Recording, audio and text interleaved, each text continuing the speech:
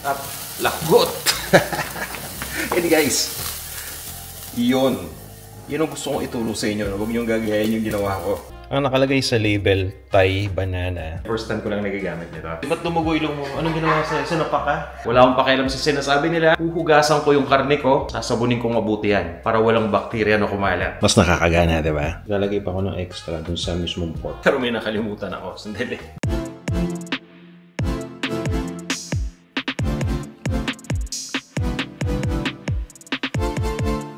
Mga kalasa, kamusta? Parang gusto kong magsabaw ngayon. Tingnan natin kung anong pwedeng maluto. Uy, sakto. Maraming mga natirang gulay dito.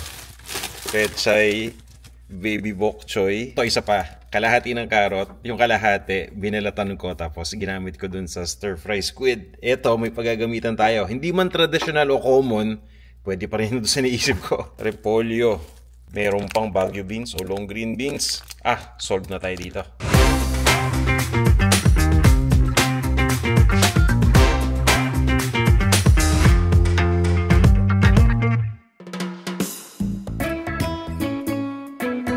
Guys, okay na itong mga gulay natin. Protein na lang. Hanap tayo ng malulutong karne. Ayun naman, sakto. May chicken, may pork. E di syempre, no-brainer na yan. Automatic. Magluluto tayo ng nilagang baboy at ipapakita ko rin sa inyo kung ano-ano yung mga gulay na pwede natin gamitin bukod dun sa mga most commonly used. I-share ko rin sa inyo ang paborito kong condiment, yung mga tipong hinahalo-halo ko na sausawan kapag nilaga ang ulam ko. Bago ang lahat, siguraduhin muna na malinis yung pork. Hinuhugasan ko lang yan. Itong nabili kong pork, nakalagay dito pork stew bone. So halo-halo yan. No? Lahatin na natin yan. Papatuluin ko lang dito. Mga kalasa, question lang Kayo ba, hinuhugasan nyo rin ba ang karne? Mapamanok man yan, baboy o baka pag lutuin? Ako kasi nasanay na ako ng maghugas ng karne. Kapag hinuhugasan daw, mas kumakalat pa yung bakterya dahil doon sa pinaghugasan. Isa lang ang masasabi ko dyan. Basta, wala akong pakialam sa sinasabi nila, huhugasan ko yung karne ko at huhugasan ko rin yung pinaghugasan ko. Sasabunin kong mabuti yan para walang bakterya na kumalat. At para mas mapabilis tayo, papakuluan muna natin tong pork bago natin i-prepare yung mga gulay. Para lang sa ganun, habang lumalambot yung pork, may time tayo para mag-ayos-ayos pa. Medyo malaki yung lutuan natin para sakto, kasya lahat. So ito na yung pork. Diretso na natin dito yan. At least sigurado tayo na malinis na to. Kayo ba, kapag nagluluto na nilaga, anong karaniwang cut o parte ng baboy ang inyong ginagamit? So yun nga, habang pinapakuluan yung baboy, inumpisahan ko ng hiwain yung sibuyas. May naging problema lang. Hindi ko sure kung na-experience nyo na, no? Pero nakaka-relate ba kayo dito? Naku guys, may issue tayo sa sibuyas. Nangyari na ba ito sa inyo? Yung kapag hiniwa nyo sa gitna, yung gitnang part, kumbaga hindi na maayos, no? Bulok na. Pero actually guys, pwede pa yan. Ang ginagawa ko siyang sa gitna ko inihiwa para mas makita natin yung extent ng damage. O diba, konti lang naman pala. So yan. Okay naman yung iba So, good pa rin. At itong sibuyas nga, hinihiwa ko lang yan. Kumbaga, palapad pa rin. Hindi ko na nininipisan dahil total, malalaga din naman yan mamaya Simple lang yung solusyon, diba? Kaya tinuloy ko lang yung paghiwa sa sibuyas. Okay na sana, kaso meron akong hindi tamang ginawa. At lagot! And guys, yun ang gusto kong ituro sa inyo. Huwag niyong gagayahin yung ginawa ko. Kapag nagpapakulo kayo ng sabaw, just make sure na hindi intact yung pagkakatakip. Para nang sa ganun, merong space yung steam na makatakas. Otherwise, makikita ninyo yung kakikita nyo lang na nangyari. Bago natin ilagay yung sibuyas, may ipo-point out lang ako sa inyo. Dahil nga yung pork, diba? Pinakuluan natin. Ang tendency niyan, yung mga scums, lulutan. Mga scums yan or impurities ng pork. So bago natin ilagay yung sibuyas, tanggalin nyo lang yung scums na yan dahil pag hindi, hanggang mamaya, makikita nyo, lumulutang pa rin sa sabaw nyo yan. Okay na to? Kunin na natin to. May konting space. Then, ilagay natin yung init to a minimum. At isimmer lang natin yan habang nagpe-prepare tayo ng mga gulay. Meron ditong parang saging na saba binili ko, pinahinog ko lang. Ang nakalagay sa label, Thai banana. Gusto ko lang i-check kung parang saging na saba ba to. Baka sakaling magamit natin sa pagluto. Nakagamit na ba kayo ng ganitong saging na variety? Kapag nagluluto, mapa nilaga man yan or mapa banana cue o kung ano man. Baka naman may idea kayo. Let me know lang ha, dahil first time ko lang nagagamit nito. Lagyan natin ng carrot yung nilaga.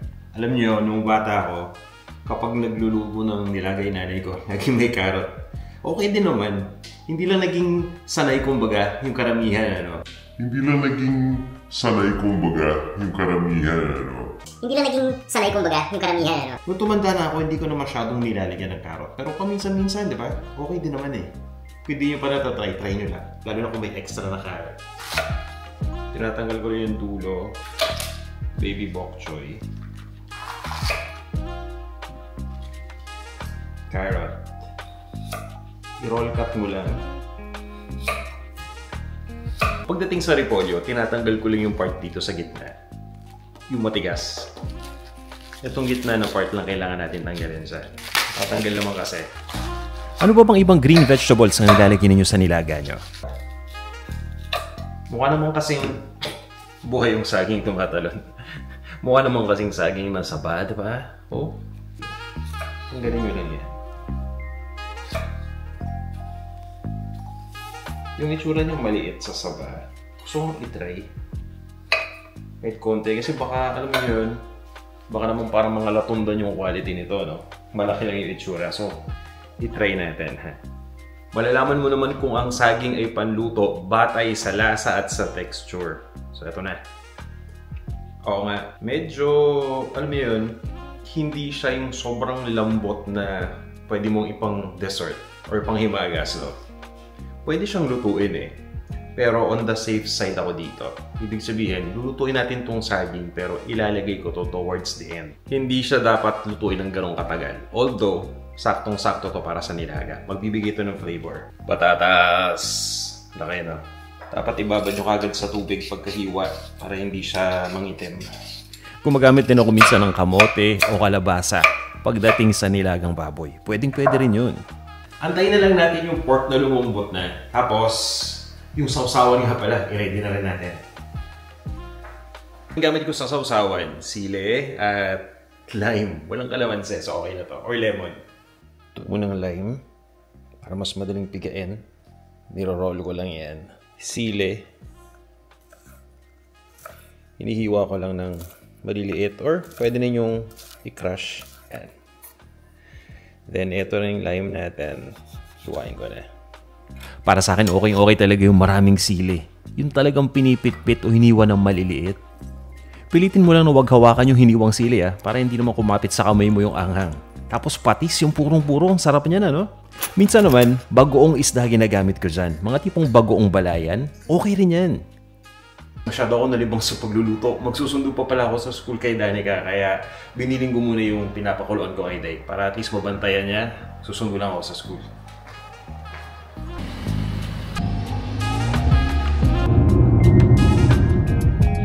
Buti na lang, hindi masyado ma-traffic. Hey, where have you been?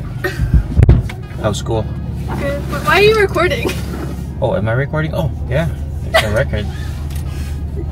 It is for a vlog. Well, it's a Friday today. Pretty cool. Pabalik na ako ng bahay, ituloy na natin yung pagluto. Magdadagdag lang ako ng beef broth. Para extra flavor lang. Pero hindi nyo naman kailangan gawin to. Just in case may available lang. Pwede rin kayong gumamit dito ng pork bouillon or beef bouillon. Even beef powder. Kung wala talaga, kahit tubig lang. Mamaya, palasahin na lang natin. Tapos din-distribute ko lang yan. Ibabalik ko ulit yung heat sa high. At papabayaan ko lang na kumulo muna.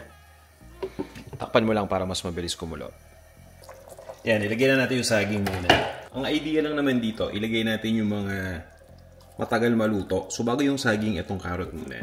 Nawala sa isip ko na may carrot nga pala itong lulutuin natin. Basta kung ano yung matigas. So ibig sabihin yung mga green leafy vegetables, yun yung ihuhuli natin. Niluto ko lang muna ng mga 4 minutes ito bago ilagay yung saging. Then ilalagay ko na rin yung saging dito. At mga kalasa, kadalasan sa nilaga, ang ginagamit ko buong paminta. Pero dapat sa umpisa pa lang nilalagay yan. Since hindi tayo naglagay kanina ng buong paminta, eto na lang. So, ground black pepper, pero i-adjust ko dun sa pinakamalaking setting. Kung ako tatanungin ninyo, dapat talaga may paminta kapag sa nilaga. Siguro nakasanayan ko lang. Kayo ba naglalagay kayo ng paminta pag sa nilaga? Ito na rin yung repolyo. Pwede rin tayong gumamit dito ng napa cabbage o yung kilala natin sa tawag na pechay bagyo. Ang importante kasi dito sa repolyo, maluto yung gitna. Itong labas naman kasi, hindi naman kasing tigas yung part sa gitna, diba? Although tinanggal na natin yung matigas na part. At pwede na nga natin itong timplahan ngayon. Patis ang ginagamit ko pagdating sa nilaga. Yung iba, asin lang, okay na yun. Yung iba nga, gumagamit pa ng bagoong isda eh. Mga tipong bagoong balayan or bagoong munamon. So right now, hahaluin lang natin ito eh. Gusto ko lang matikman kung ano yung magiging lasa.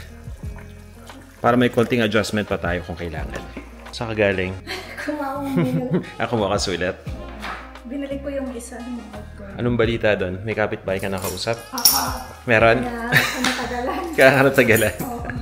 Nakikitsika lang. Dugoy, ba't dumugoy lang mo? Anong ginawa sa'yo? Sinapak ka? Nag-English ka. Nagkakwento ka. Kala ko may nangyari. Anyway, tikman na muna natin. Ito yung naalala ko na. Maganda may carrot kasi umaangat yung kulay niya. Nagiging medyo vibrant. Pero right now, titikman ko muna to. Ayos naman. So guys, ganyan naman talaga lasa ng nilaga, no? Hindi siya ganoon ka-flavorful. Minsan nga, talagang gagamitan mo ng condiment dahil yung lasa ng sabaw niyan, as in, parang halos walang lasa. Ang importante lang dito sa akin pagdating sa nilaga, malasahan ko yung protein, which is yung pork, at yung mga gulay. May naisip lang ako kasi nung nalasahan ko to, typical nilaga. Manamis na miss yung saging nakatulong. Paangatin natin yung lasa ng mga gulay. Lalagay ko muna tong gulay dito para lang maayos natin. Baka pwedeng masubukan lagyan natin ng magic sarap to. Pero konti lang ngayong sakto lang. Gusto lang natin iangat yung flavors ng vegetables. Hindi ko pa nasubukan to pagdating sa sabaw eh. Tatry ko lang kung babagay ba yung lasa. Tapos ihalo lang natin. Pero may nakalimutan ako. Sandali. Hindi ko nalagay ito, no? Ito yung Baguio beans. Para hindi na natin malanta pa yung mga gulay, i-microwave ko lang to tapos ihahabol ko para malambot na pagkalagay. 1 minute lang, okay na yan. Yan, ilagay na natin dito to. Habol lang. Yan. Malambot na yan, no? Pero kailangan lang nating may luto pa saglit. Saglit lang naman yan. Pero dapat, nilagay ko na to pagkatapos nilagay yung saba. Yan, ingat pa, no? So, ito na yung nilagay natin.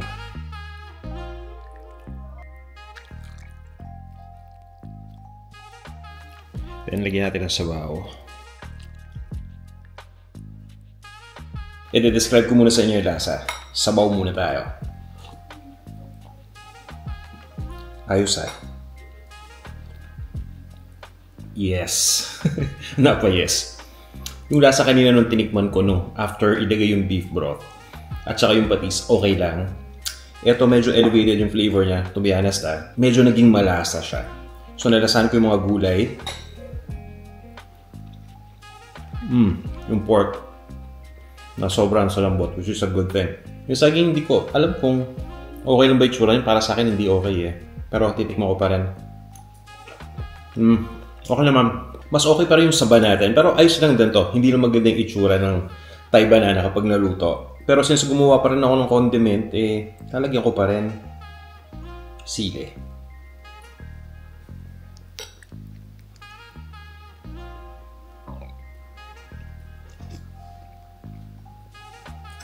Sakto yung anghang. Ito yung gusto ko eh. Kapag nilagyan mo na ng lime or any citrus.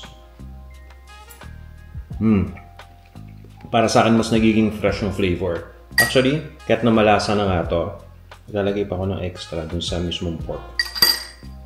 Mas nakakagana, di ba?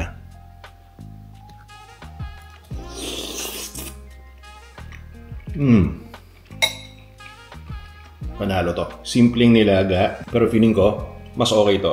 Mas malasa. Pati ito, umabol pa. Saktong-sakto yung texture. Guys, subukan nyo ito ating recipe. Let me know kung meron kayong mga katanungan. Tara, kain tayo.